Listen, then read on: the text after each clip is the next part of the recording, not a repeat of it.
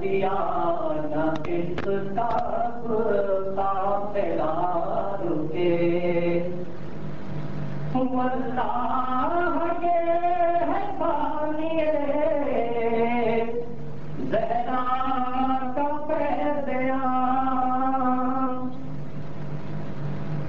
واللہ یہ ہے بانی زہرا کا پیدیاں ڈرتے ہیں پیروان یزیدی گاف سے واللہ یہ ہے بانی زہرا کا پیدیاں ڈرتے ہیں پیروان یزیدی گاف سے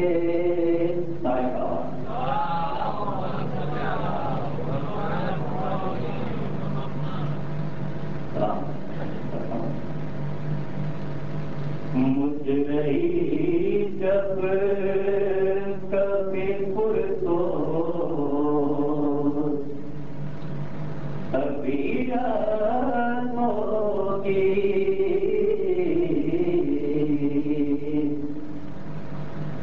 مجھ رہی جب کبھی پرتو طبیعت ہوگی میری تحریر نمائندہ فطرت ہوگی میری تحریر نمائندہ فطرت ہوگی ہاتھ خالی نہ اٹھے گا بروزے محشر ہاتھ خالی نہ اٹھے گا بروزے محشر جس کے دل میں ہمیشہ پیر کی دولت ہوگی جس کے دل میں ہمیشہ پیر کی دولت ہوگی ایک نئی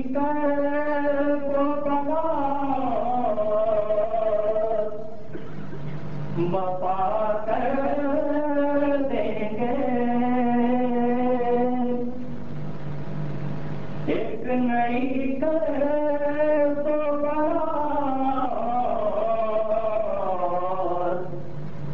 وفا کر دیں گے جب کبھی دین محمد کو ضرورت ہوگی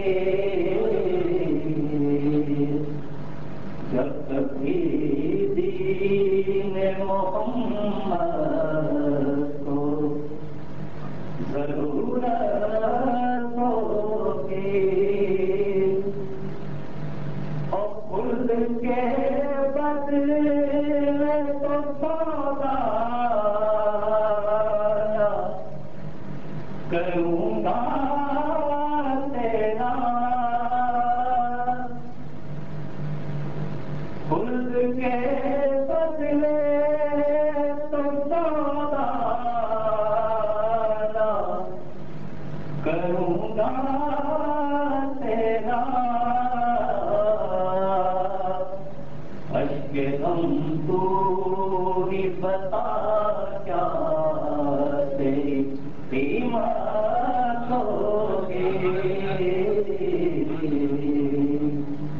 اشک غم تو ہی بتا کیا تیری قیمت ہوگی اور ہو نہیں سکتی وہاں پہ خدا کی بارش ہو نہیں سکتی وہاں پہ خدا کی بارش جس جگہ خون شہیدان کی تجارت ہوگی جس جگہ خون شہیدان کی تجارت ہوگی اور کربلا سے جو کسی اور طرف دیکھو گے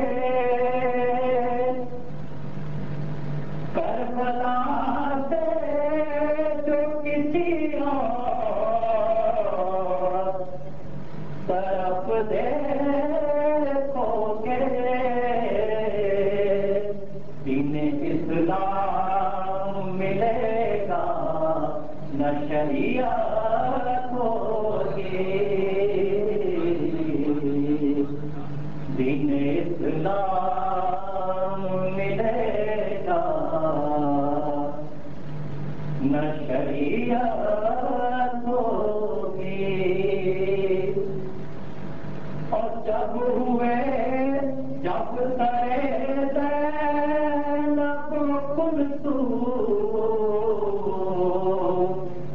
ہوئے بے پردہ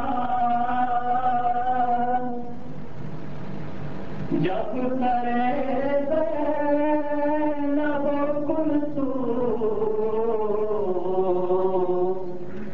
ہوئے بے پردہ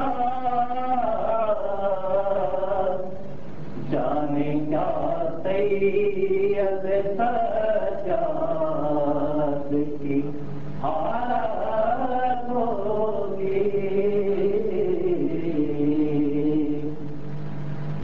جب سید زینب کلثوم ہوئے بے پردہ جانے کیا سید سجاد کی حالت ہوگی اور اپنے محسن کو بھلا سکتا نہیں وہ ہرگز اپنے محسن کو بھلا سکتا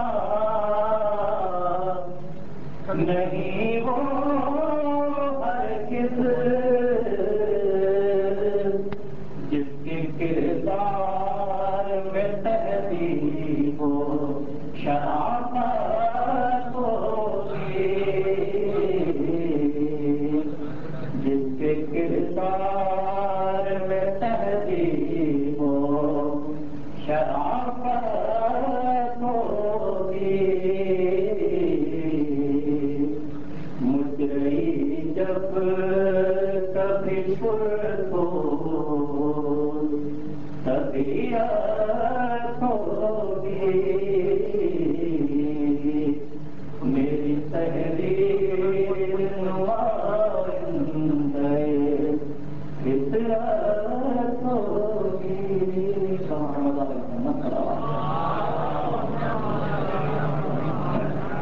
ہولی میں کل کا اعلان سماپت کروا لیجیے کل انشاءاللہ 20 مئی کی مجلس ہوگی امام آباد گاؤں میں اور مولانا کے خطاب کے بعد یہاں پتنجالی ہوگی جس کے بعد یہاں کا اہتمام بھی کیا گیا ہے اور کل مولانا کے لیے جس کالمی کے گھر پر رسمی مجلس کا اہتمام کیا گیا مولانا سے کل شام 4 بجے ان کے یہاں شرکت رحمت اللہ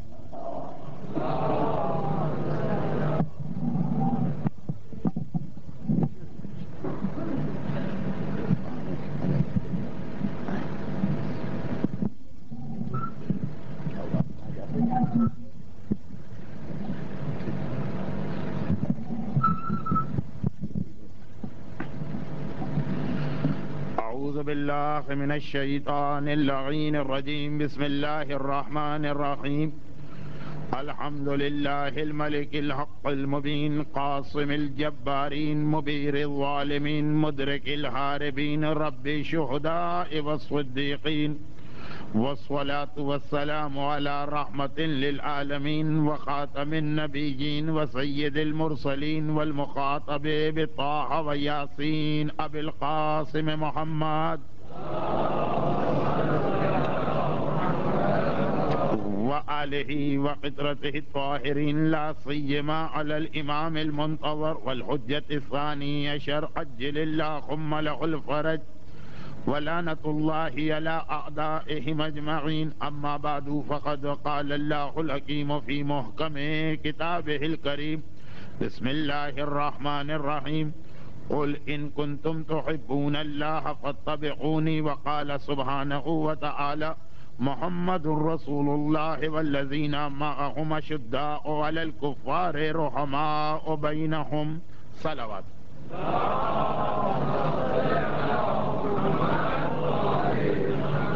یہ یاد دلا دیا جائے کہ حالات کے تحت موضوع میں تھوڑی تھوڑی تبدیلی اپنی جگہ ہوتی رہی، لیکن اصل عنوان مومن امیر المومنین کی نگاہ میں، اور چونکہ کل اس عشرے کی آخری گفتگو ہے اس لیے اب یہ مناسب محسوس ہوتا ہے کہ گزشتہ 2 دن جس عنوان پر اس لیے مجلس پڑھنا پڑ گئی تھی کہ سوال و جواب کے سیشن میں مومنین کرام کے سوالات سن کے یہ اندازہ ہوا کہ یہ غلط فہمی اچھے خاصے پڑھے لکھے اور معلومات رکھنے والوں کے ذہن میں بھی، تو اسے دور کر دیا جائے، یا یہ جملہ ذرا سا غلط ہو گیا، یا کوشش کی جائے کہ غلط فہمی دور ہو جائے، لیکن جو اصل عنوان ہے اس کی اہمیت اپنی جگہ، اور آج اسی عنوان کے تحت بات کو آگے بڑھایا جائے گا۔ اچھا، وہ جو 2 دن بات چل رہی تھی وہ بھی اسی منزل پہ آ چکی کہ آخری زمانے میں مومن کی 2 نشانیاں، علامتیں یا سائنس باقی تمام نشانیوں سے زیادہ اہم ہو جاتی ہیں۔ یہ جملہ میں نے اس لیے عرض کیا کہ عام طور پر جب مومن امیر المومنین کی نگاہ میں انسان اس موضوع پہ خود غور کرے تب بھی ذہن میں جو باتیں آتی ہیں کہ وہ آدمی جتنا عقیدے کے اعتبار سے اچھا ہے اتنا ہی کردار و عمل کے اعتبار سے بھی اچھا ہو۔ نمازوں کا تذکرہ ذہن میں آتا ہے، روزوں کا تذکرہ ذہن میں آتا ہے، واجبات کی پابندی کی بات ہوتی ہے، حرام سے بچنے کی بات ہوتی ہے، تقوی اختیار کرنے کی بات ہوتی ہے، لیکن اگر وہ 2 باتیں جو آخری زمانے میں زیادہ اہم بن گئی وہ مومن میں نہ پائی جائیں تو یہ باقی ساری چیزیں بیکار ہو کے رہ جاتی ہیں۔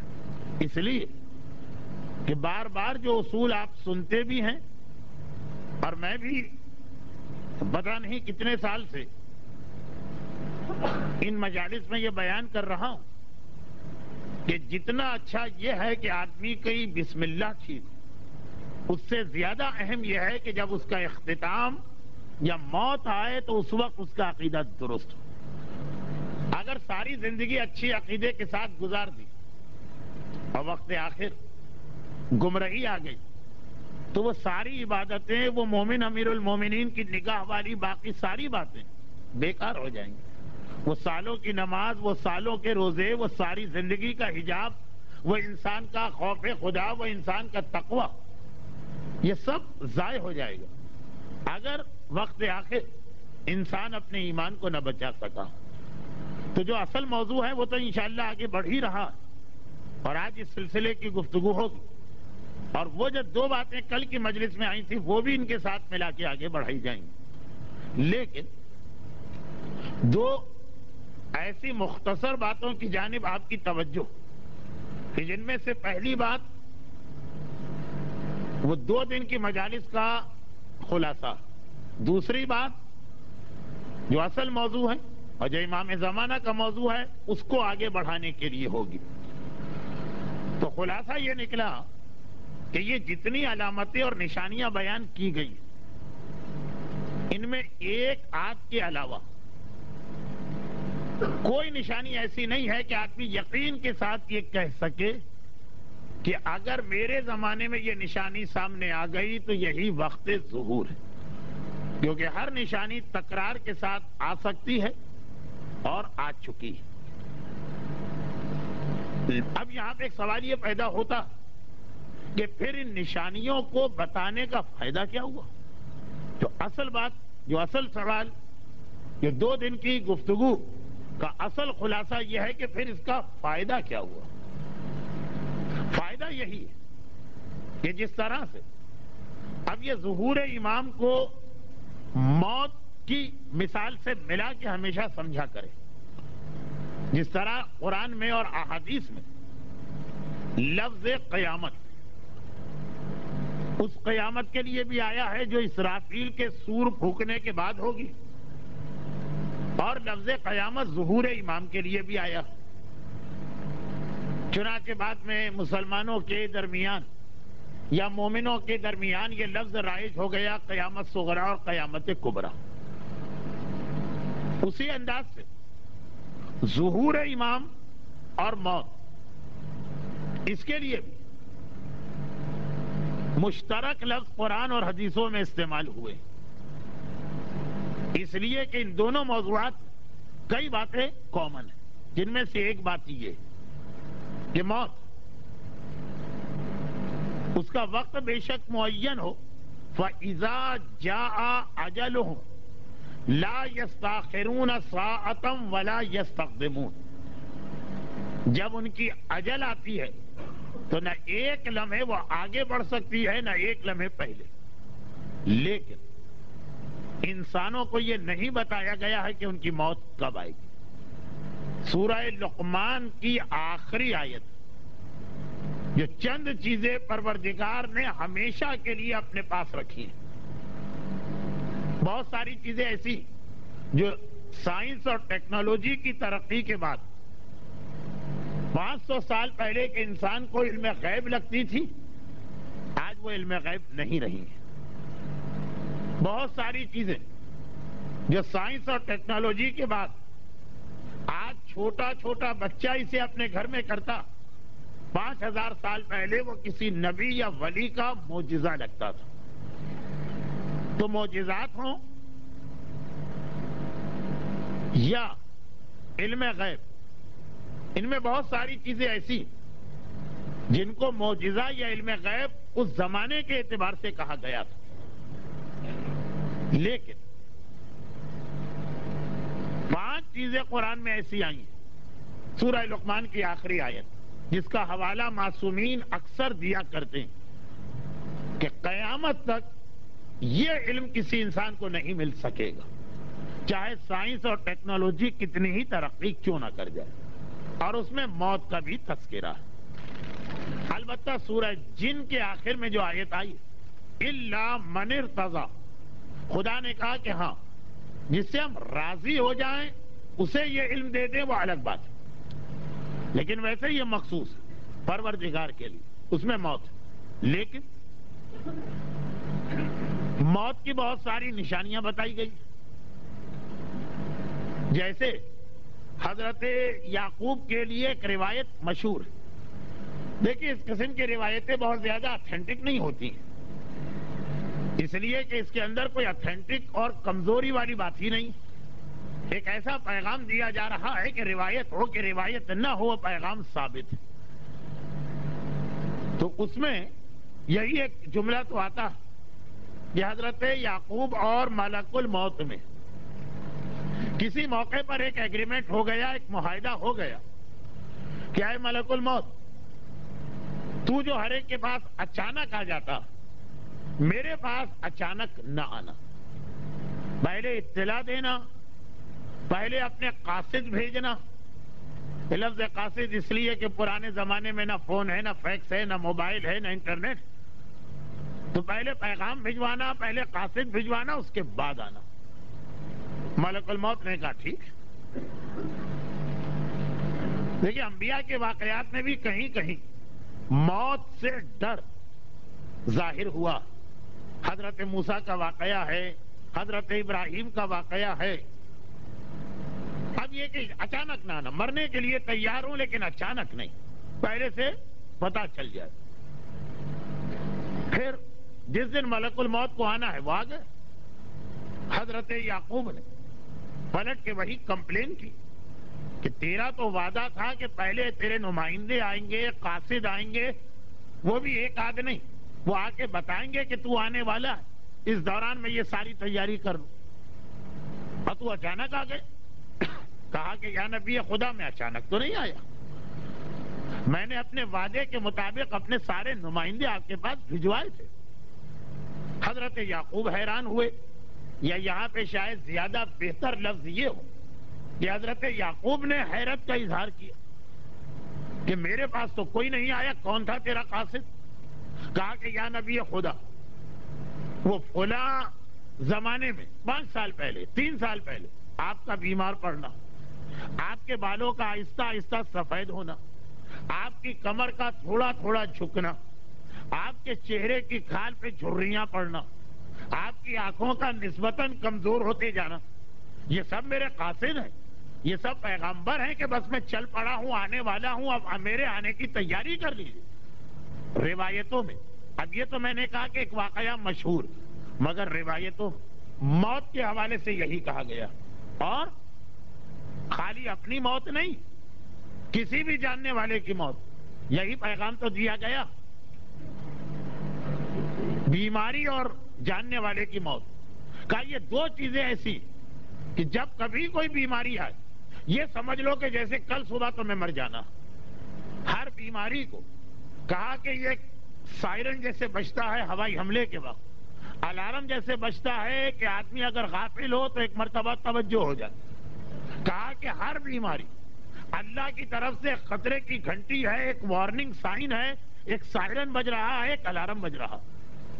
اور اسی طرح سے کہا گیا کہ ہر جاننے والے کی موت، جب کوئی بھی جاننے والا مرے، بلکہ جاننے والا تو شاید میں نے بڑھا دیا، کہا کسی کی بھی موت یہ سمجھو کہ جیسے تم مر گئے، اور جب اس کے جنازے کے ساتھ قبرستان میں جاؤ اور یہ خیال کرو کہ جب یہ اپنی قبر میں ہوگا تو کیا کہہ رہا ہوگا، کہ اگر گناہگار ہے تو یہ کہہ رہا ہوگا کہ اے خدا مجھے دوبارہ دنیا میں بھیج دے، لعل اعمل صالحا، یہ قرآن کریم کی آیت امام نے کوٹ کی، اور کہے گا خدا بندہ میرا وعدہ ہے کہ اب نیک کام کروں گا، اب بالکل شریف بن کے رہوں گا، اب وہ ساری بدماشیاں اور ساری وہ خرافات اور خباثتیں اور غنڈہ گردی چھوڑ دوں گا۔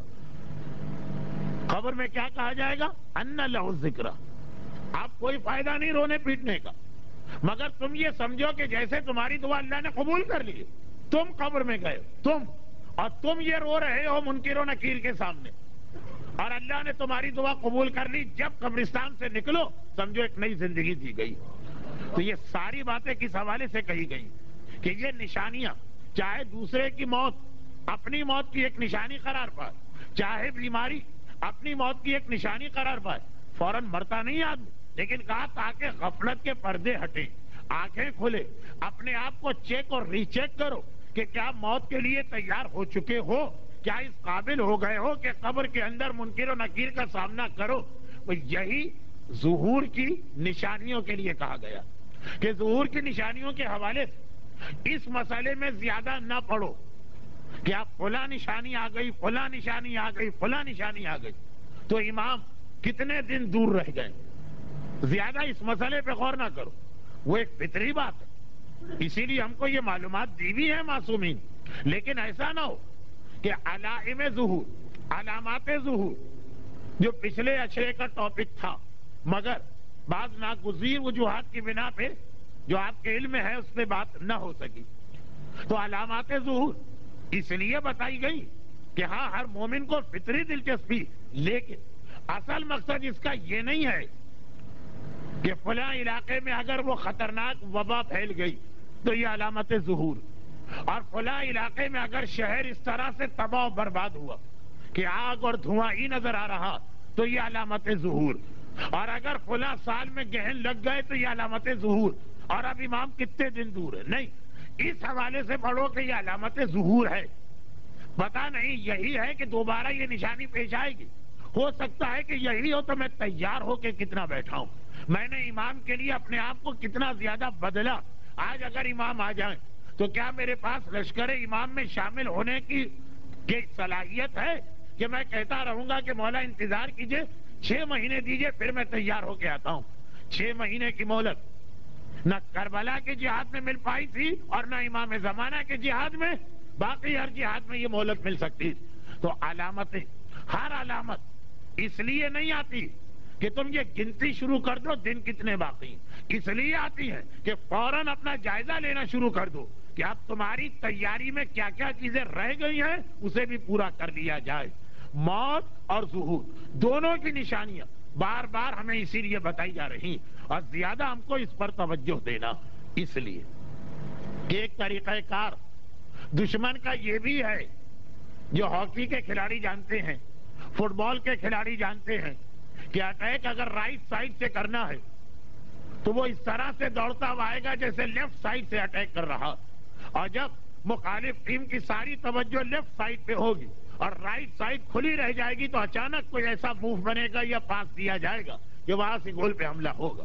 دشمن علامت ظہور کو بھی ہمیں گمراہ کرنے کے لیے استعمال کر سکتا کہ اتنا زیادہ ان میں ہمیں الجھا دے کہ اب آ رہے ہیں، اتنے دن رہ گئے، اتنی نشانیاں رہ گئی کہ جو اصل مقصد ہے وہ ہم بھول جائیں کہ اپنے آپ کو کیا ہر رات بستر پر جاتے وقت چیک کر کے لے جا رہے ہو کہ کتنی کمی ہے ابھی تیاری میں، اور ہر صبح جب آنکھ کھلتی تو کیا یہ سوچ کے بستر سے اٹھتے ہو کہ رات میں جو کمی چیک کی تھی آج کا دن اس کو پورا کریں گے؟ یہ اصل مقصد ہے، اور یہاں پہ وہ دو باتیں بہت زیادہ اہم، اس لیے کہ روایتوں اور کسی چیز کو بالکل قریبی علامت قرار دیا ہو کہ نہ دیا ہو، ان دو باتوں کو ظہور کی بالکل آخری علامت قرار دیا گیا۔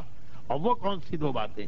جن میں سے ایک کل اشارتاً آئی تھی، 10:15 بجے میں نے مجلس مکمل کی، مگر واقعات آخر میں اتنے بڑھ گئے کہ اس کے بعد نتیجہ نکالنا ممکن نہیں ہو رہا، وہ نتیجہ ابھی نکلے گا، مگر آئیے اب اس حوالے سے ایک مختصر سی بات اور کر دی جائے، اور وہ یہ کہ ظہور امام کی نشانیاں اپنی جگہ، مومن کے حوالے سے اسلام نے ہمیں ایک عجیب پیغام دیا، اور وہ یہ پیغام دیا کہ مومن کی ایک پہچان یہ ہوتی، اور یہ ظہور کے بعد بہت زیادہ پیش آئے گی، مومن کی ایک پہچان یہ ہوتی ہے، یعنی اب جو جملہ میں کہہ رہا ہوں اسی جملے کو اگر بالکل عام زبان میں کہا جائے تو کانے دجال اور مومن کا فرق یہ ہوتا، اب وہ دجال کے کانا ہونے پر اتنا زور کیوں دیا گیا کہ ہمارے یہاں خالی لفظ دجال تو لوگوں کی سمجھ میں نہیں آتا جب تک کہ اس کے ساتھ لفظ کانا نہ بڑھاؤ،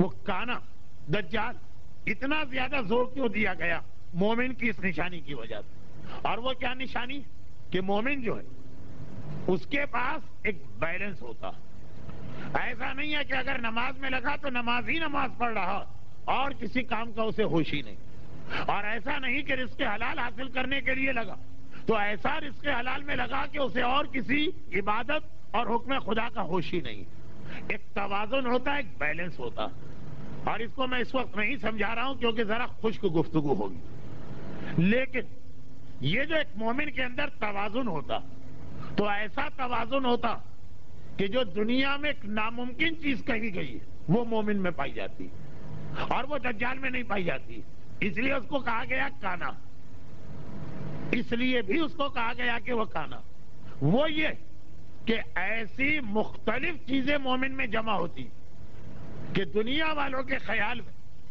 ایک لفظ آتا ہے عربی میں صفات متضادہ، ایک دوسرے کو کنٹراڈکٹ کرنے والی چیز ایک مومن میں آ جاتی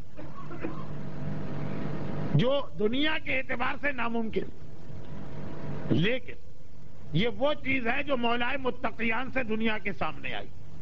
میرے مولا کے فضائل میں ایک جملہ یہ کہا جاتا کہ اس کائنات کا وہ عظیم شخص کہ دنیا کی ساری تاریخ اور دنیا میں ہر قوم کے جو ہیرو ہیں ان سے بالکل ہٹ کر علی میں صفات متضادہ جمع ہو گئے، جسے عوامی زبان میں کبھی اس طرح کہا جاتا کہ اگر طاقت کبھی نظر آئے تو ایسی کہ خیبر کے اس دروازے کو اکھاڑیں، اور کمزوری نظر آئے تو ایسی کہ جو کی روٹی بھی مثلا نہ توڑ پائیں۔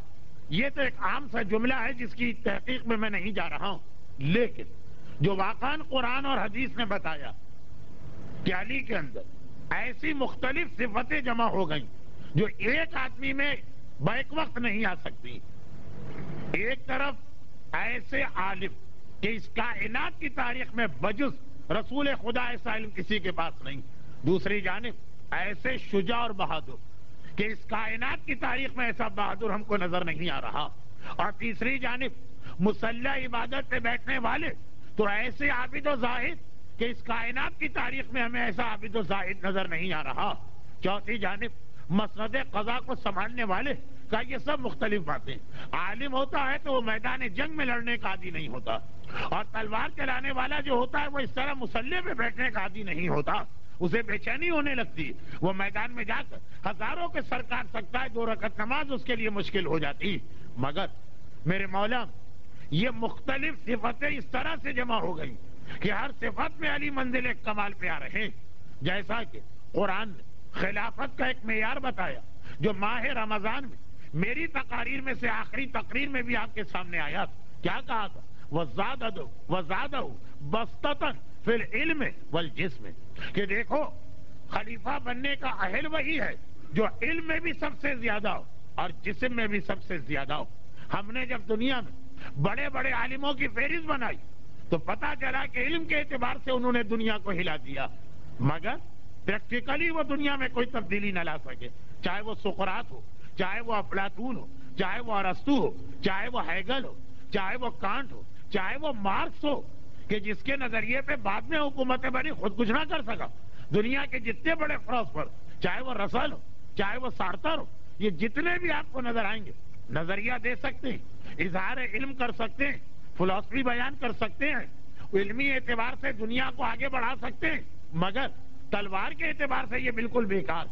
اور جہاں ہم نے دوسری فہرست بنائی جو تلوار چلانے کے عادی، وہاں ہم نے دیکھا کہ دنیا کو ہلا کے رکھ دیا، چاہے وہ الیگزینڈر دا گریٹ ہو، اور چاہے وہ تیمور، اور چاہے وہ چنگیز خان ہو، اور چاہے وہ نیپولین ہو، اور چاہے وہ ڈیزرٹ فاکس یعنی جنرل رومین ہو، کہ انہوں نے واقعا دنیا کو اس طرح ہلایا کہ آج بھی دنیا کی کوئی ملٹری اکیڈمی ایسی نہیں جس میں ان کے کارنامے نہ پڑھائے جائیں، مگر علم و نظریے کے نام پر ایک آدھا جملہ بھی اس دنیا کو نہیں دیا، اس لیے کہ پروردگار نے عموماً نظام یہ رکھا کہ اگر کسی کو ایک صلاحیت دی جاتی تو دوسری صلاحیت میں کمی کر دی جاتی، اسی کو عدل کہا جاتا، اسی کو بہت نیچے معیار پہ لے کے آئیے۔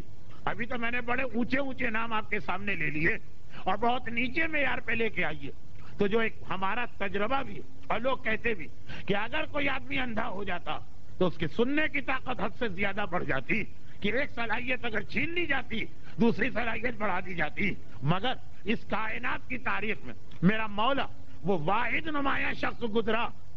یہ نمایاں میں نے اس لیے کہا کہ یہی صفت علی کی تمام معصوم اولادوں میں آئی، مگر نمایاں علی میں ہوئی کہ جہاں علم بھی ایسا کہ کائنات کے اعتبار سے حد آخر علم ہے، اور جسم بھی ایسا کہ کائنات کے اعتبار سے شجاعت کا آخری مظاہرہ، اور علی کے علم اور جسم جسے قرآن نے خلافت کا معیار بتایا، دونوں کی گواہی 2 دروازوں نے دی ہے۔ علم ایسا کہ مدینۃ العلم کا دروازہ قرار پائے، اور شجاعت ایسی کہ خیبر کا اکھڑا ہوا دروازہ علی کے ہاتھ میں نظر آئے۔ اب جو میرے مولا کی یہ صفت، میرے مولا کی جو یہ شان ہے، میرے مولا کے جو فضائل میں ایک اہم جملہ، مومن میں یہی چیز طلب کی گئی، لیکن وہی اصول کے ساتھ کہ اگر وہاں 100 میں 100 تو تم میں 100 میں 1% بھی آ جائے تو بڑی بات ہے، لیکن آنا چاہیے۔ مومن میں بھی یہی خاصیت مانگی گئی کہ ایک ہی وقت میں بالکل متضاد قسم کی صفتیں اس میں جمع ہو جائیں۔ یعنی قرآن کریم کی جو دوسری آیت آج میں نے خطبے میں تلاوت کی، یہ آیت سورہ نمبر 48 سورہ فتح کی آخری آیتوں میں سے ایک آیت بہت مشہور۔ کل سورہ نمبر 47 کی آیت تلاوت کی گئی کہ اے رسول، لوگ تمہارے پاس اٹھ کے باہر جاتے ہیں اور پوچھتے ہیں کہ تم نے کیا کہا، وہ سورہ 47۔ آج اس کے بعد والے سورے کی آیت محمد رسول اللہ، قرآن کی آیت کہ یہ محمد اللہ کا رسول، والذین معہ، جو اس کے ساتھی ہیں ان کی دیکھیے متضاد صفت۔ ایک طرف اشداء علی الکفار، کافروں کے مقابلے میں جاتے ہیں تو انتہائی شدید اور سخت، رحماء بینہم، اور آپس میں دوستوں کے درمیان بیٹھتے ہیں تو انتہائی مہربان۔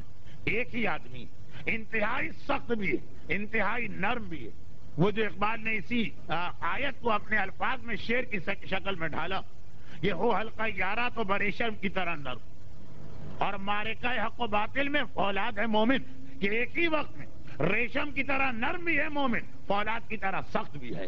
والذین معہم اشداء علی الکفار رحماء بینہم، اخلاق کے اعتبار سے اس سے بہتر بھی کوئی نہیں۔ لیکن جہاں حق اور باطل کا معرکہ آتا، جہاں کفر اور اسلام کی بات آتی ہے، جہاں پہ دشمنان اسلام کا مقابلہ کرنے کی بات آتی ہے، مومن سے زیادہ سخت بھی کوئی نہیں۔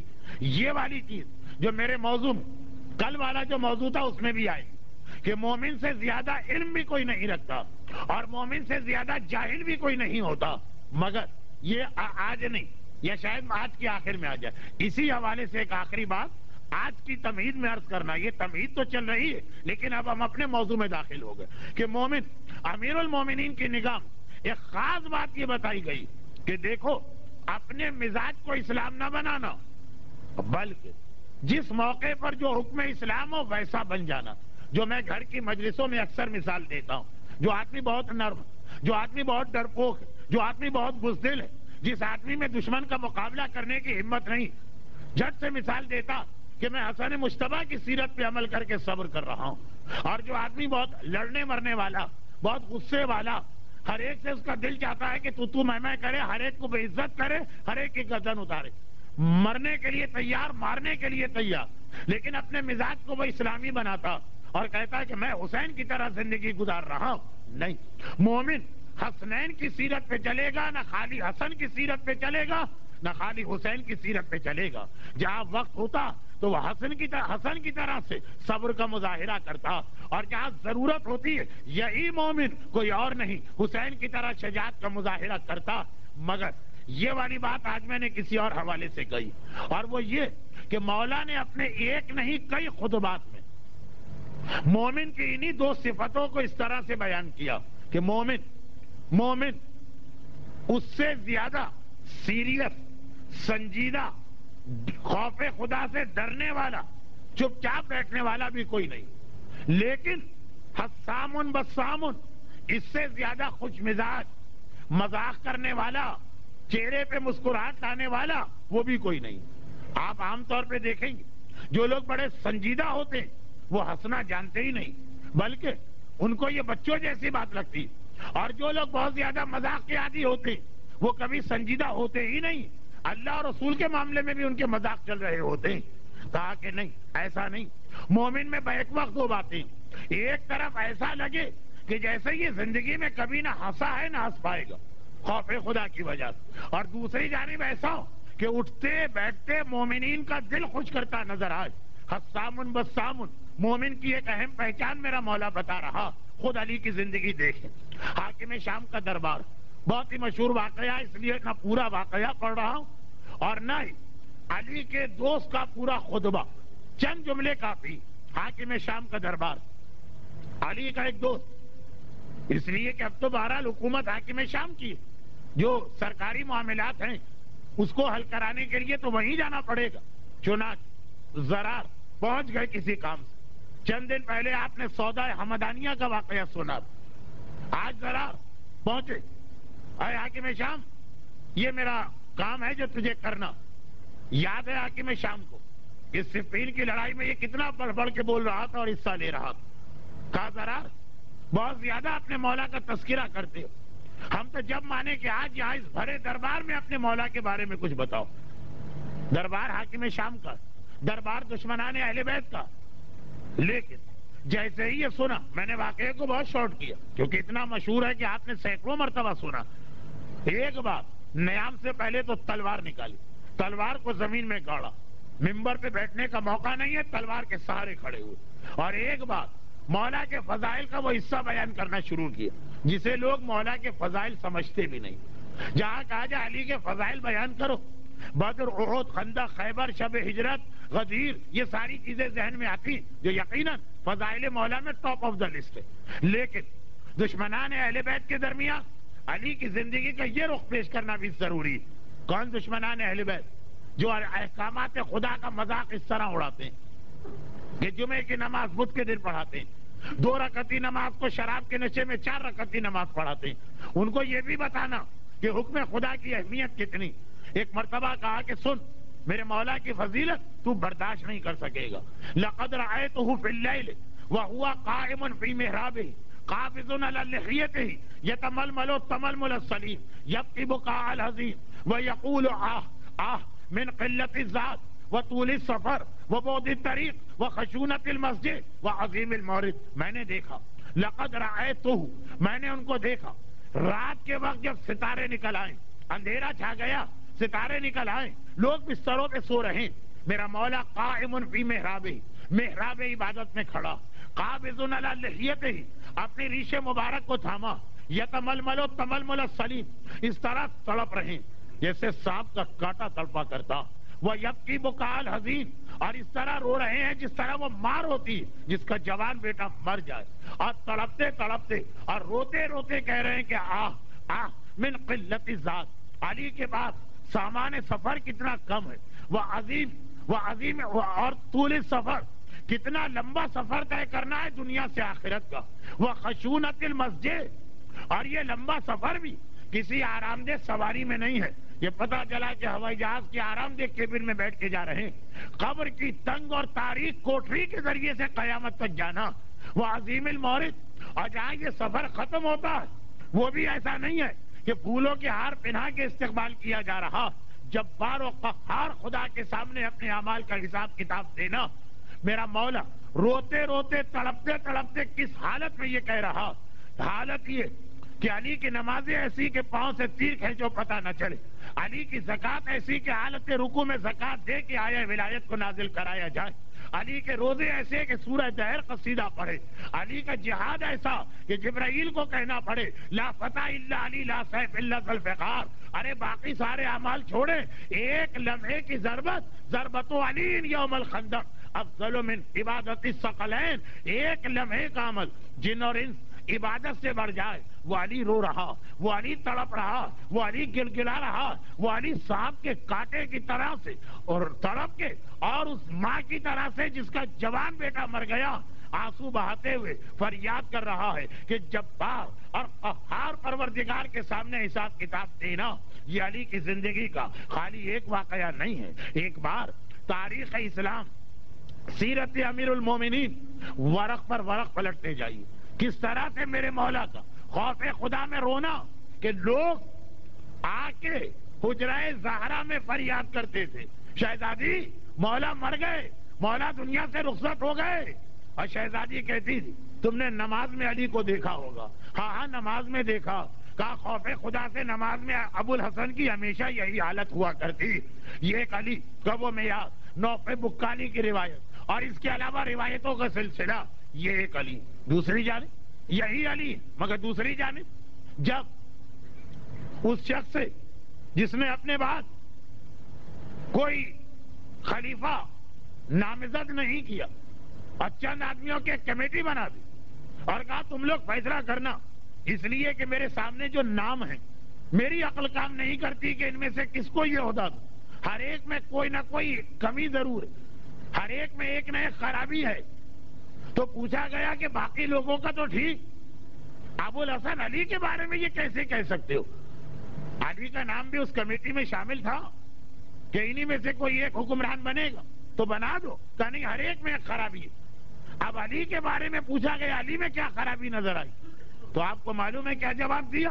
یہی جواب دیا کہ علی سنجیدہ نہیں، سیریس نہیں، ہنسی مذاق بہت کرتے، اٹھتے بیٹھتے جب دیکھو جو آدمی نظر آئے اس سے مذاق کرتے ہیں۔ خلافتیں اور حکومتیں چلانے کے لیے اتنا زیادہ مذاق کرنے والا آدمی نہیں چلے گا۔ دیکھیے اور تو کوئی چیز نہ ملی، صرف یہ ایک بات اس لیے کہی کہ واقعاً اتنی نمایاں، واقعاً میرے مولا کا لوگوں سے مذاق کرنا، میرے مولا کا لوگوں سے اتنے لائٹ موڈ میں ملنا اتنا مشہور تھا کہ وہ سوال کرنے والا بھی یہ سن کے خاموش ہو گیا، کون علی؟ وہی علی۔ یہ بات، یہ مذاق والا واقعہ جب کا ہے نا، شہزادی کی شہادت کے بعد کا ہے، مولا کے خلافت سے پہلے کا۔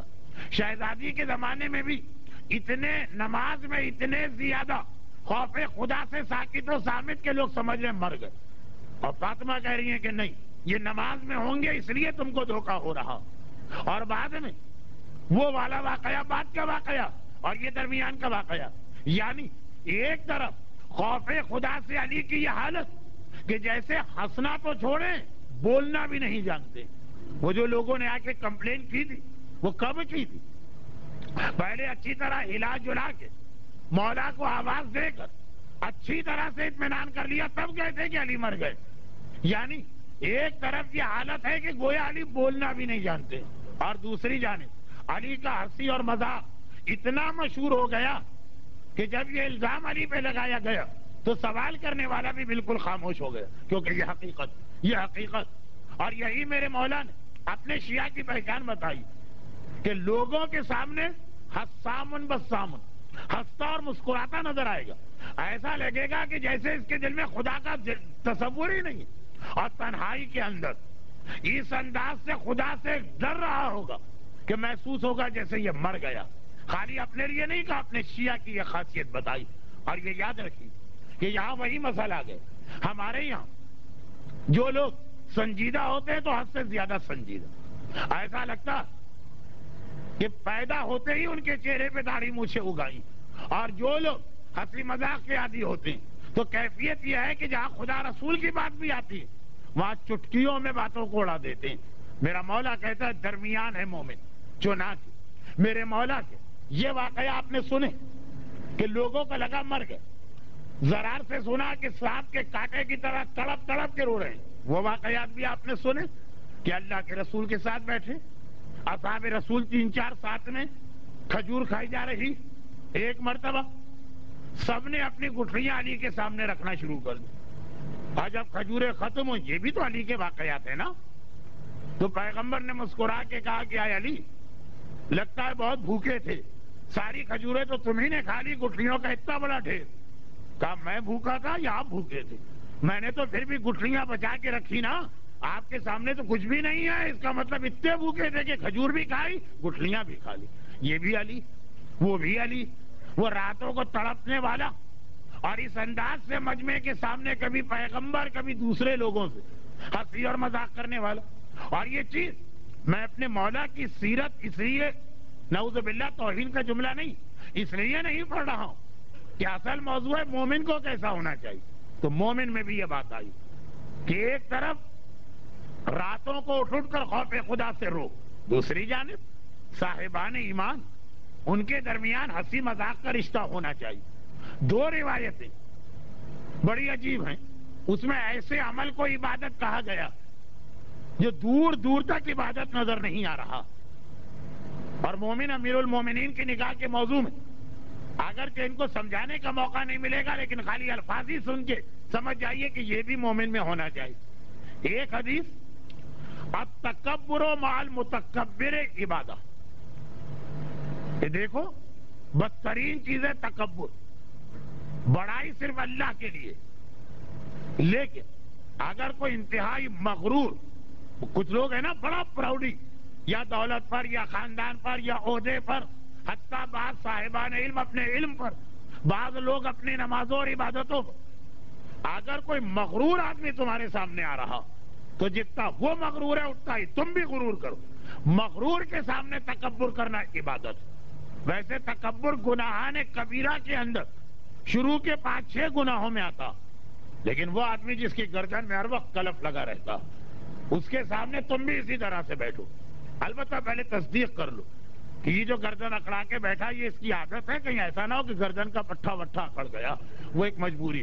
میں نے گردن کا پٹھا کہا، کسی اور کا پٹھا نہیں کہا۔ تو خیر خلاصہ یہ کہ تکبر و مال متکبر عبادت۔ اور دیکھیے بہت ہی اہم مسئلہ، لوگ غریبوں کے سامنے تکبر کرتے ہیں، پیسے والوں کے آگے کوئی تکبر نہیں کرتا، اور اسلام الٹی بات کر رہا، مومن کی پہچان۔ لیکن جیسا میں نے کہا کہ اس کی تفصیل میں جانے کا موقع نہیں، آپ بھی کو بھی محسوس ہو رہا کہ میں بات کو زیادہ پھیلا گیا، نہیں پھیلا نہیں رہا ہوں، سمیٹ رہا ہوں۔ اور دوسری روایت، مزاح المؤمن عبادت، مومنوں کا آپس میں ایک دوسرے سے مذاق کرنا عبادت ہے۔ خالی نماز عبادت نہیں ہے، خالی روزہ عبادت نہیں ہے، خالی خانہ خدا کا طواف عبادت نہیں ہے، خالی اعمال شب قدر عبادت نہیں ہے، مومنوں کا آپس میں ایک دوسرے سے ہنسی مذاق کرنا اسے بھی عبادت قرار دیا گیا۔ یہی وجہ کہ اصحاب امام ہوں یا مراجع کرام واقعات کے واقعات بھرے پڑے کہ کس انداز سے بعض اوقات اس طرح مذاق کرتے کہ شاید ہم ایک بچے سے بھی یہ توقع نہ کریں، کیونکہ ہم نے معیاری بدل لیے۔ خوف خدا بھی ہونا چاہیے، اتنا سیریس و سنجیدہ جیسے مر گیا، اور ساتھ میں زندگی کے یہ تقاضے بھی ہونے چاہیے۔ مومن طاق اصحاب معصومین میں کتنے مشہور، اور اپنے اسی مذاق کی عادت کی وجہ سے اتنے زیادہ کہ دشمنان اہل بیت انہی کو شیطان طاق کہتے ہیں۔ ایک ایسا صحابی امام بھی ہمارے پاس گزرا جو اپنے درمیان مومن طاق کہلاتا اور دشمنوں کے درمیان شیطان طاق، مگر یہ تو ایک نام جو کہ بہت مشہور سلسلہ ہے واقعات کا۔ پھر مراجع کرام میں جا کے دیکھیے، کلینی سے لے کے موجودہ مراجع تک کتنے زیادہ آپ کو نظر آئے گا مزاج کے اندر یہ نرمی۔ یہ مذاق جو ہے مزاج، یہ مزاج کی نرمی کی ایک دلیل ہوتی، لیکن جب یہ مذاق جھوٹ اور اذیت مومن تک پہنچ جائے تو پھر وہ بدترین گناہ بنتا ہے، جس کے لیے واقعہ میں اکثر پڑھتا ہوں۔ معصوم کے زمانے کا واقعہ، راوی نے بعد میں جا کے امام سے تصدیق کی کہ جو میری آنکھوں نے دیکھا وہ صحیح دیکھا کہ غلط، اور امام نے تصدیق کی کہ صحیح دیکھا۔ جو یمن کے علاقے سے مدینے آ رہا، یمن کے علاقے سے مدینہ ایک بہت ہی زیادہ اہم ہائی وے تھی اس زمانے کی، اس لیے کہ یمن پورے مشرق کو یورپ سے ملاتا تھا۔ نہر سوئز اس زمانے میں نہیں کھودی گئی تھی، ہندوستان اور چین اور جاپان اور کوریا کا سارا مال تجارت یمن تک آتا، اور پھر وہاں سے خشکی کے راستے یہ مدینے سے شام ہو کے یورپ چلا جاتا۔ لیکن دوسری جانب اسی یمن کے اطراف اتنے خطرناک صحرا کہ بعض ضعیف روایتوں میں یہ آیا کہ وادی برہوت جہاں گناہگاروں کو عذاب دیا جاتا ہے مرنے کے بعد اور قیامت سے پہلے، وہ وہیں۔ خیر یہ تو اتنی ضعیف روایتیں کہ میں بحث میں نہیں پڑھتا ہوں۔ راوی آ رہا اور راستے میں شام ہو گئی۔ پرانے زمانے میں جو کل بھی بات آئی تھی، ایک عام سا طریقہ کار تھا کہ ہر مہمان، پورے گاؤں والوں کا مہمان ہے، ہر آدمی اپنے گھر کا دروازہ کھول دیتا۔ چنانچہ قریب جو گاؤں تھا، شام ہو گئی، کہا یہیں ٹھہرنا، اور سڑک کے کنارے ہی ایک مکان بنا۔ چنانچہ دروازے پہ دستک دی، ایک بڑھیا ضعیفہ نے دروازہ کھولا، اہلاً و سہلاً مرحبا، مہمان خدا کی برکت ہے اور آپ کو ٹھہرو۔ یعنی وہاں تفصیل پوچھنے کی ضرورت نہیں، آٹومیٹک ایک سسٹم بنا ہوا، اندازہ ہو جاتا ہے کہ یہ آدمی اس وقت آ رہا ہے تو کیوں آ رہا۔ خیر جا کے رات کو شام اسی گھر میں داخل ہو گئے اور سو گئے۔ مسافر سارا دن کا تھکا ہوا، بڑی گہری نیند آتی ہے، مگر آدھی رات کو آنکھ کھل گئی۔ ایک تو پہلے زمانے میں یہ نحوست تھی ہی نہیں جو آج کا ایک تحفہ ہے کہ لوگوں کو نیند نہیں آتی، دوائیاں لی جاتی ہیں اور سلیپنگ پل لی جاتی ہیں اور ٹرینکلائزر لیے جاتے ہیں اور پتہ نہیں کیا کیا۔ تو پہلے زمانے میں اللہ کا یہ تحفہ، تازہ ہوا، خالص پانی، بہترین نیند ہر ایک کے پاس تھا۔ اور پھر مسافر جو سارا دن کا اتنا تھکا کہ اس کی تو آنکھ کھلنے کا سوال ہی نہیں پیدا ہوتا، آدھی رات کو آنکھ کیوں کھلی؟ اچھا جب آدمی نیند سے بیدار ہوتا ہے تو شروع میں تو ہوش و حواس بھی اس کے کام نہیں کرتے، اور پھر ہوش و حواس کام کرنے لگے تو پتہ چلا ہاں نیند اس لیے آ رہی کہ کوئی رو رہا، تڑپ رہا ہے، فریاد کر رہا ہے، چیخ رہا ہے، اور یہ آواز گھر کے باہر سے آ رہی ہے۔ دوڑ کے کھڑکی پہ گیا کہ باہر دیکھوں کیا، واقعاً دیکھا کہ سامنے جو قبرستان، اس قبرستان کے اندر کوئی شخص اس طرح سے چیخیں مارتا ہوا دوڑ رہا کہ اس کا سارا جسم سر کے بالوں سے پیر کے ناخن تک آگ میں جل رہا، سارے جسم سے کوئی آگ نکل رہی ہے۔ آگ میں جلنے کا منظر ہی کتنا انسان کو ڈرا دینے والا ہوتا، ایسے مناظر آج کل آپ کو دیکھنے کو بھی مل رہے ہیں۔ وہ اپنی آنکھ سے دیکھ رہا ہے، تصویر بھی نہیں، اور یہ اپنے دونوں ہاتھوں سے وہ جو جلنے والا آگ کو بجھانے کی کوشش بھی کر رہا ہے، جتنا بجھاتا ہے اتنی آگ بڑھتی جاتی ہے۔ فوراً یہ خیال آیا کہ جب میں جوان مرد اکیلا سفر کرنے کا عادی، صحراؤں اور جنگلوں اور پتہ نہیں کہاں سے اکیلا گزرا ہوں، میں اتنا ڈر رہا ہوں، تو بہرحال جو میری میزبان ہے جس نے میری اتنی خدمت کی، وہ تو ایک عورت بوڑھی اکیلی، اس کی کیا حالت ہوگی، پہلے جا کے اس کو تسلی دو پھر اس کی مدد کرو۔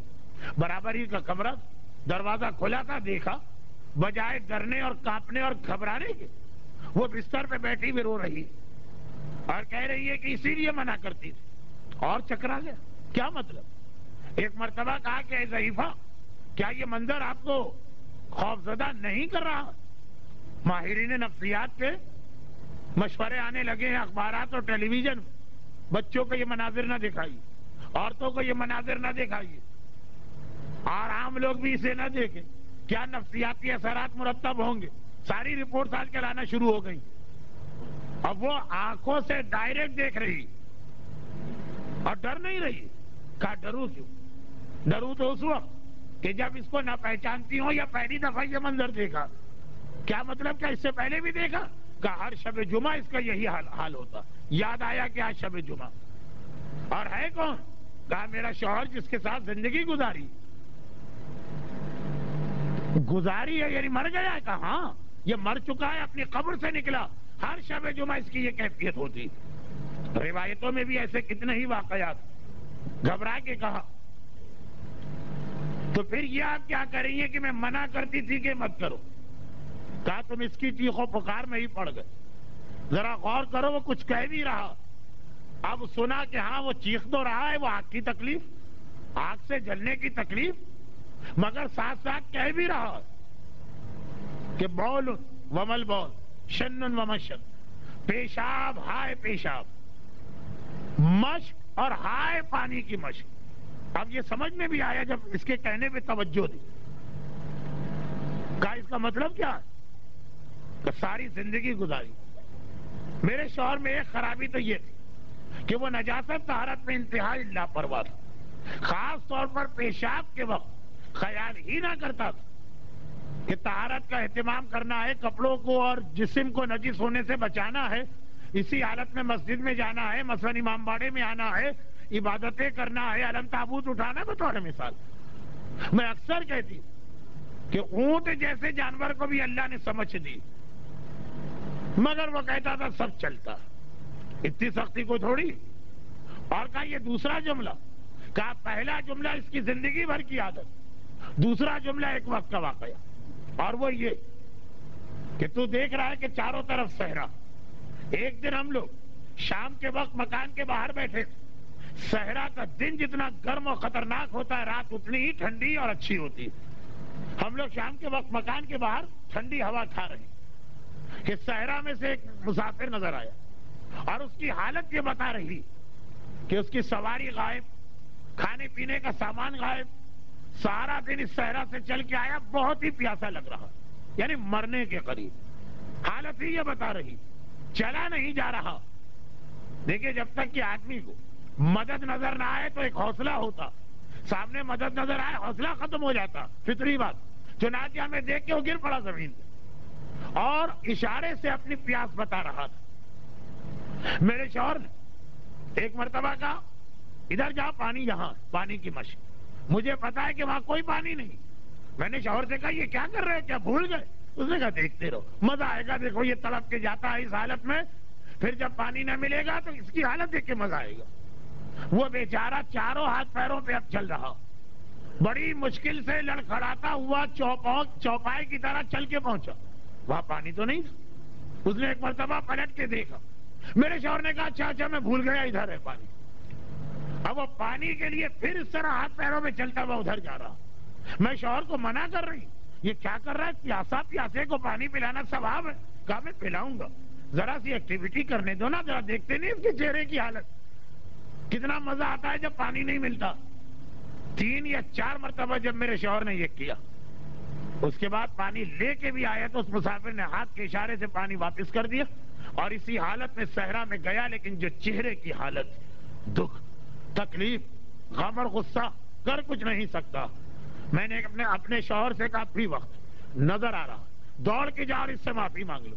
کہا واہ، کیا اللہ ارحم الراحمین نے اتنی سی بات میں، ایک مذاق ہی تو میں نے کیا ہے، اور کون سے اس کا مال لوٹا ہے یا عزت کو نقصان پہنچایا۔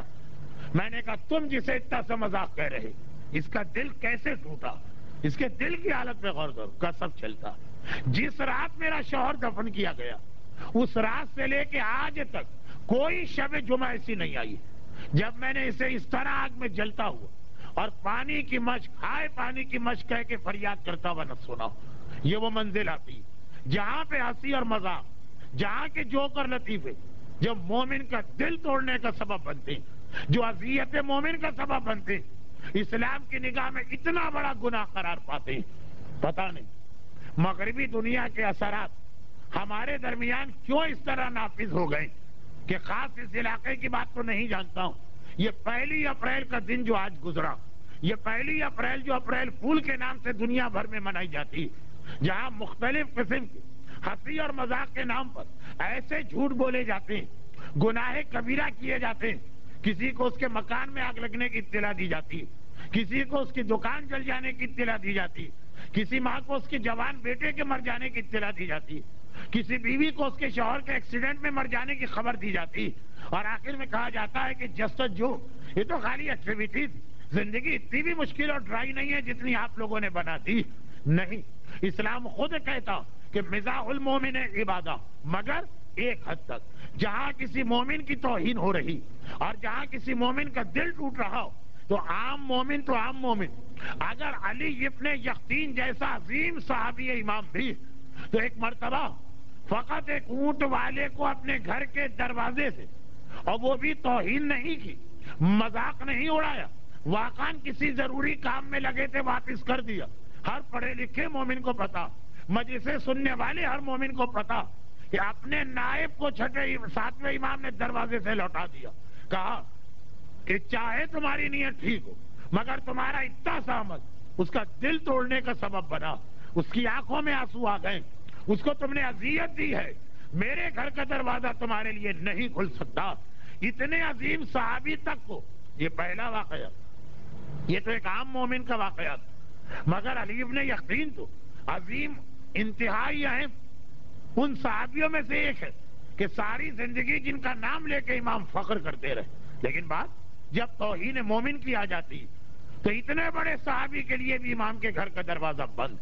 مگر ہماری حالت یہ کہ آج وہ وقت و زمانہ آ گیا کہ عام مومن تو چھوڑیے، قابل احترام علماء، عام علماء تو چھوڑیے، قابل تکریم مجتہدین، ارے عام مجتہدین تو چھوڑیے، مرج وقت اور نائبین امام، اس انداز سے ان پہ تہمتیں لگائی جاتی ہیں، اس انداز سے انہیں مختلف اسلام دشمن طاقتوں کا ایجنٹ ثابت کیا جاتا، اس انداز سے کہ جس کی اب تقلید میں خود ہے، اس کو یہ سمجھ کر کے ہم اس کی خدمت کر رہے ہیں، دیگر تمام مراجع کی توہین کرنا ایک فریضہ سمجھا جاتا۔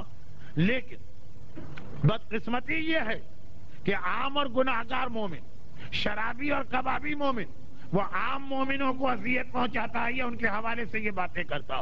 مرجے تک پہنچنے والے عموماً ظاہری اعتبار سے متقی اور پرہیزگار نظر آنے والے ہوتے ہیں، دین کے خدمت گزار نظر آنے والے ہوتے ہیں، اپنے جملوں، اپنے اس جملے کے علاوہ عام زندگی میں بڑے سنسیئر نظر آنے والے ہوتے ہیں۔ ایک عام مومن کی اذیت، اپریل پھول اس لیے اسلام میں حرام اور گناہ کہ مذاق اس لمٹ کو کراس کر جاتا ہے جو شریعت کو قطعاً قبول نہیں. اور اسی حوالے سے میں کہہ رہا ہوں کہ وہ جو کل میری بات جہاں تک پہنچی اب یہ اس سے ربط مل رہا کہ یاد رکھیے کہ جو اصول ایک امام نے کل بتایا کیا اصول کہ جو چیز تمہارے سامنے آئے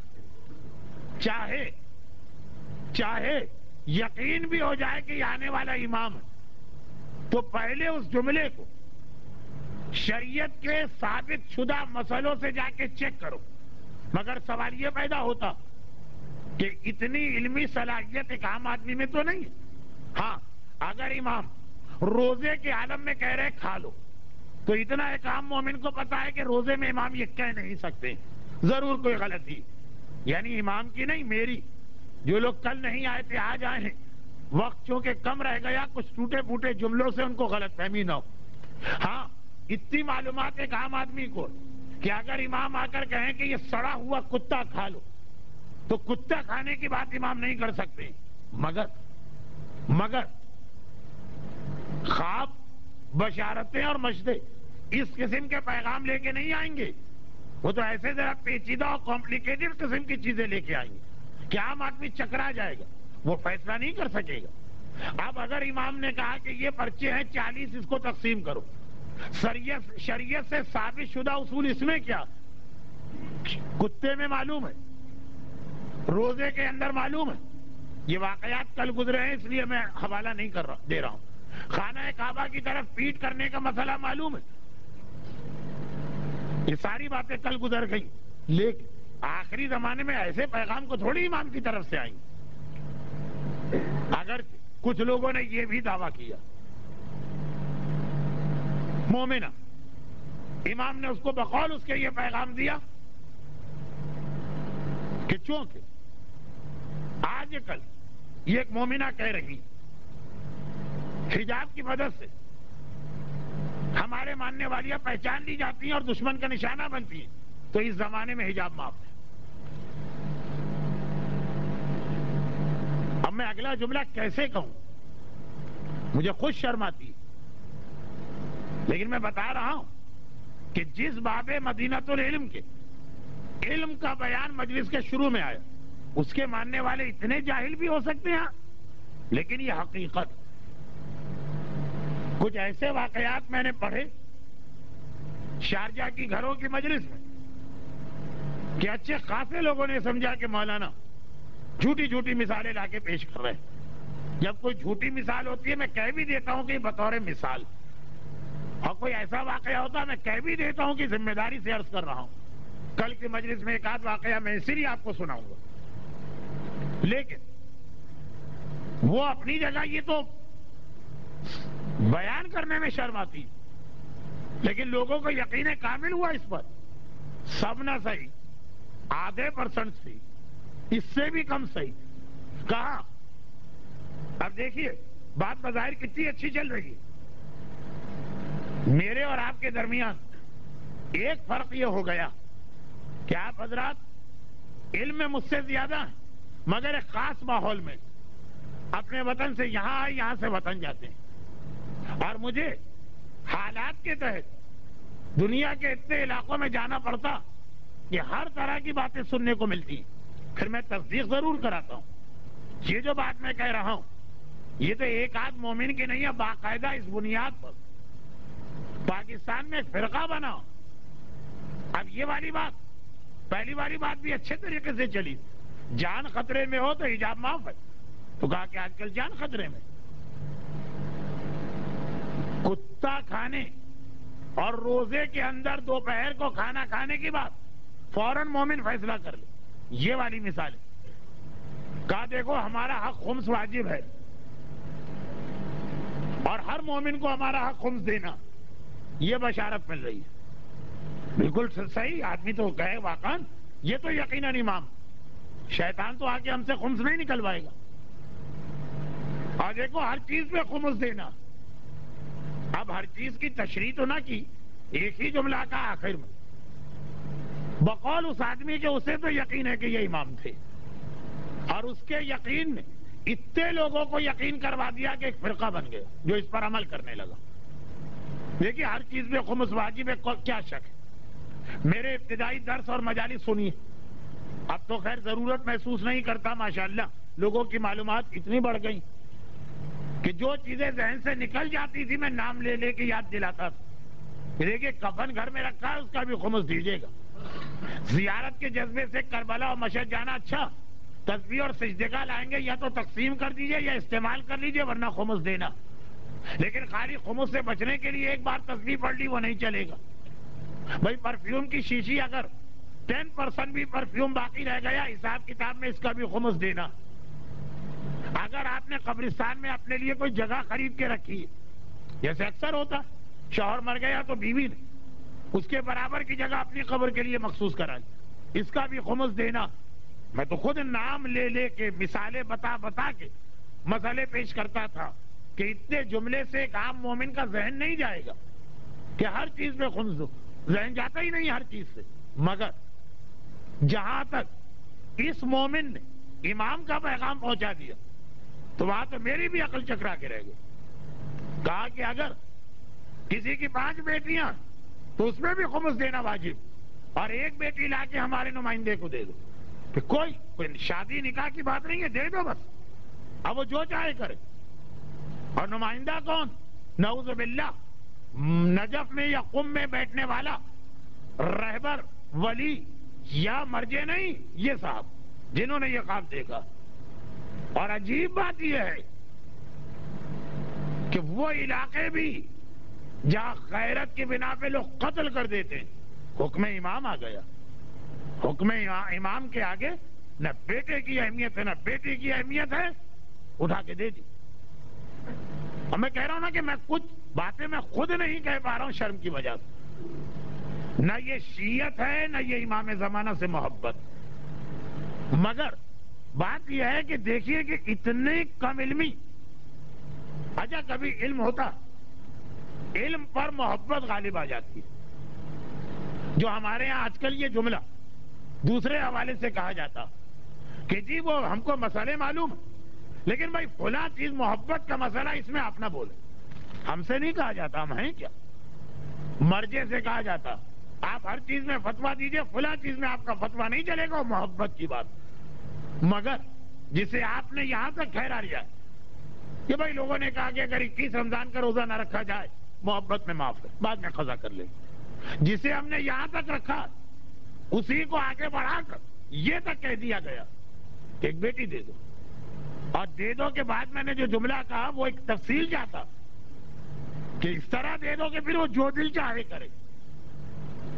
اور بات یہ نہیں ہے کہ اس نے یہ کہا, بات یہ کہ لوگوں نے مانا. یہ کس لیے؟ محبت کے جذبے. یہاں مسئلہ صرف وہ آدمی نہیں تھا, صرف اس لیے تھا کہ اس آدمی کے پاس امام نے آ کے یہ پیغام دیا. اسی امارات کے علاقے میں مہندی کے حوالے سے جو کچھ چیزیں آپ نے سنی ہوں گی وہ بھی کیا یہی ہے. تو اب جو کل بات ہو رہی تھی کہ شریعت سے جو چیزیں آلریڈی ثابت, پہلے حکم امام کو اس سے ملانا, آج غیبت میں نہیں, جب امام سامنے ہو تب بھی, کیونکہ وہ ثابت شدہ چیزیں انہی معصومین نے بتائیں. اور سمجھنا ہے کہ ان کے پیغام کا مطلب کیا. غیبت میں کیسے پتا چلے؟ ہمارا اگر اتنا علم ہو تو کوئی مسئلہ ہی نہیں.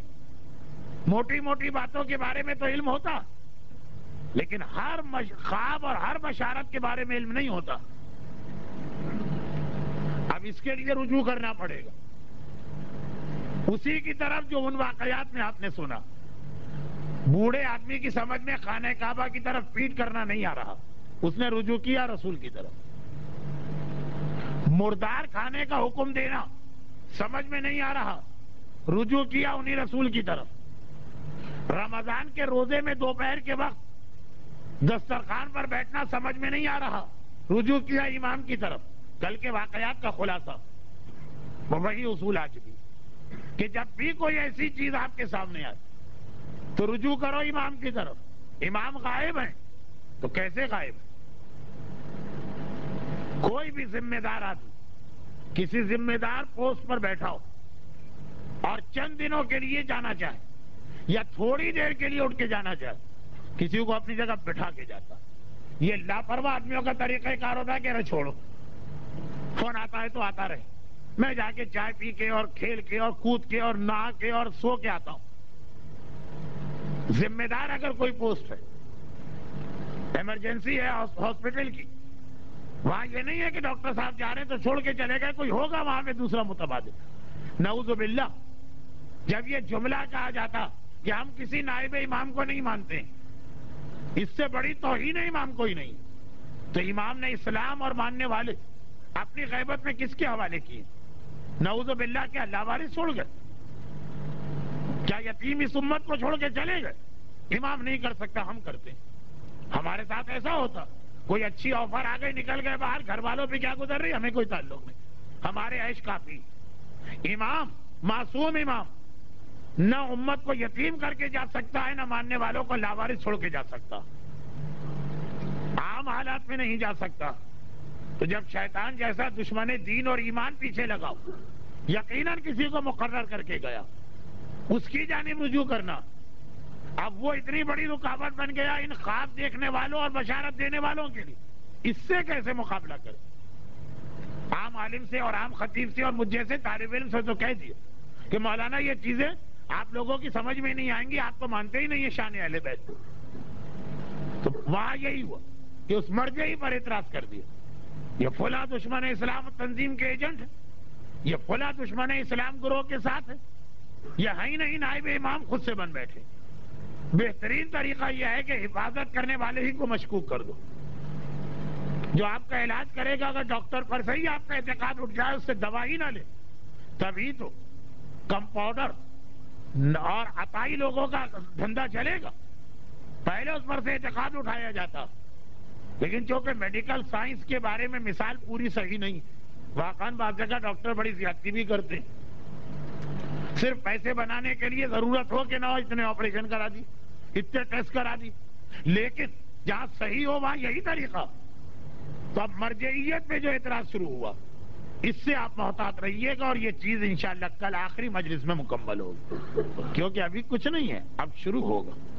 اصل کھیل تو اب شروع ہو رہا، موجودہ حالات کے اعتبار سے بھی اور ظہور امام کے حوالے سے. اور یہی وجہ تھی. نہیں، جب میں یہ جملہ کہتا ہوں تو یہ عادتاً کہتا ہوں، ورنہ میری نیت نہیں ہوتی. یہ بھی ایک وجہ تھی. یہی وجہ کا مطلب تو یہ ہوا کہ اور کوئی مقصد نہیں، جبکہ اہل بیت کے ہر عمل کے کئی مقاصد ہیں. یہ بھی ایک وجہ تھی کہ جلتے ہوئے خیموں کے درمیان زینب کبریٰ نے کہا جب تک کہ میرا بیٹا سجاد مجھے نہ بتائے گا کہ اس وقت کیا حکم شریعت ہے، میں کوئی جواب نہیں دوں گی. میں اکثر یہ جملے کہتا ہوں، اس لیے آج اس کی تفصیل میں نہیں جا رہا ہوں کہ اتنا معمولی سا مسئلہ جو مدرسے میں پڑھنے والے اس عمر کے چھوٹے چھوٹے بچے بھی جانتے ہیں، کیا زینب کبریٰ جیسی بلند مرتبت خاتون کو نہیں معلوم تھا؟ مگر کسی خاص وجہ سے یہ جملہ کہا گیا. بیویاں کہہ رہی ہیں کہ صرف ہمیں یہ بتائیے ہماری شرعی ذمہ داری کیا. آج کی مجلس کا اصول اور کل کی مجلس کا اصول بھی اس جملے میں پوشیدہ. جو نئی بات پیش آئے گی خود سے قدم نہیں اٹھانا ہے، پہلے جو مقرر کردہ ہے امام کی طرف سے اس سے رجوع کرنا. یہ نئی بات آ گئی کہ خیموں میں جل رہے ہیں، شہزادی مرنا ہمارے لیے مشکل نہیں ہے، اس کے لیے بھی تیار، لیکن شریعت اس وقت کیا کہتی ہے یہ بتائیے. ایک نئی بات، چنانچہ رجوع کیا شہزادی کی طرف، کیونکہ آقا حسین انہیں مقرر کر گئے تھے.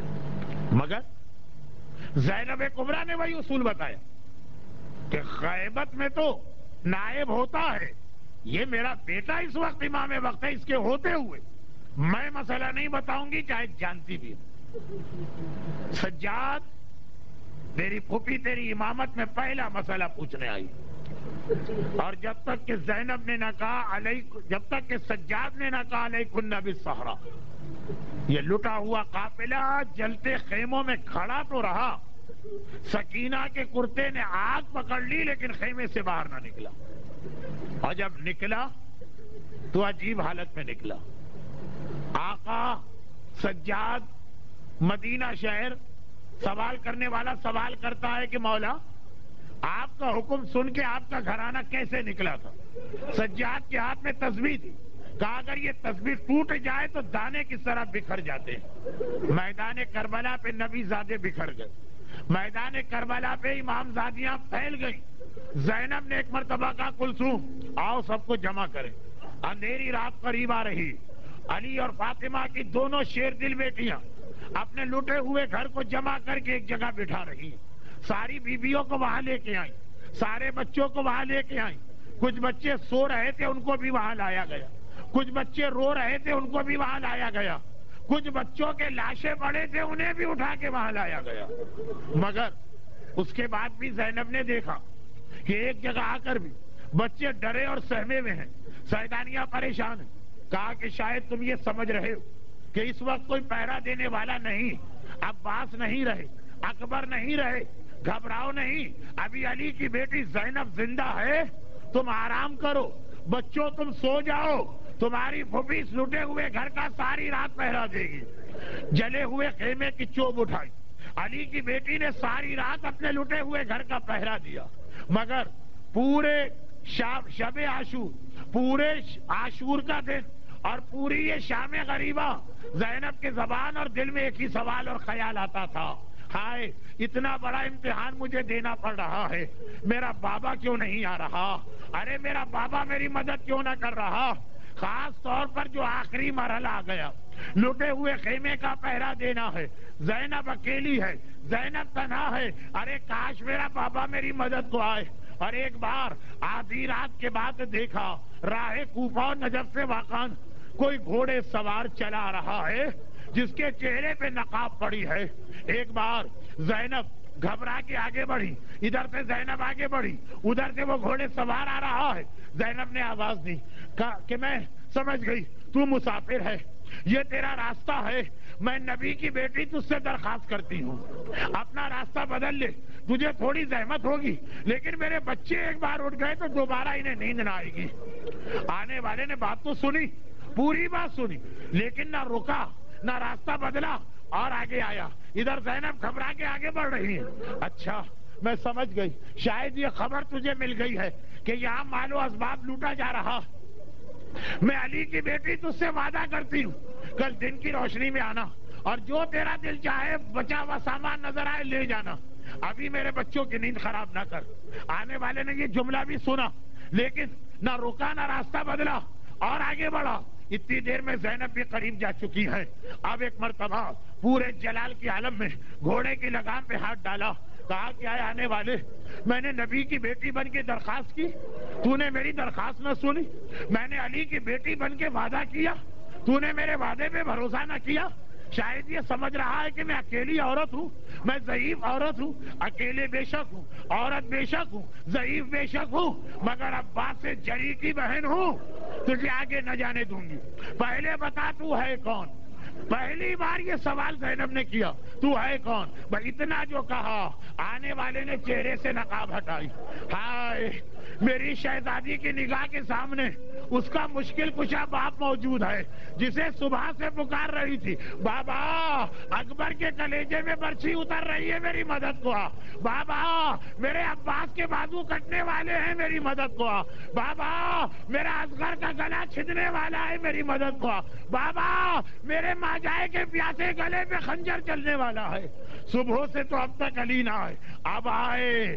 اس کے بعد کا جملہ مقتل میں نہیں ہے. ایک بار میں نے بعض بزرگ علماء سے سنا زینب گھبرا کے پیچھے ہٹی، جہاں سیدانیاں تھی وہاں پہنچی اور ایسا لگا کچھ ڈھونڈ رہی ہیں، کچھ تلاش کر رہی ہیں. بیبیوں نے گھبرا کے پوچھا شہزادی اس وقت کون آ گیا؟ کہا بیبیوں میرا بابا حیدر کرار آیا ہے.